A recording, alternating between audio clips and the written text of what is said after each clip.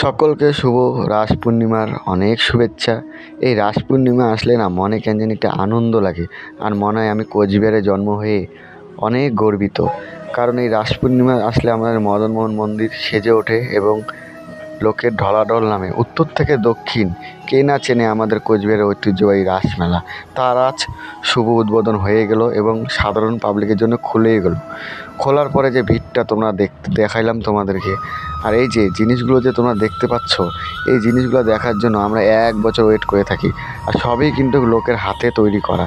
এখানে এক একজন এক এক ধরনের জিনিস তৈরি করে এখানে দিয়েছে, সবই মদনমোহন দেবের কৃপায়।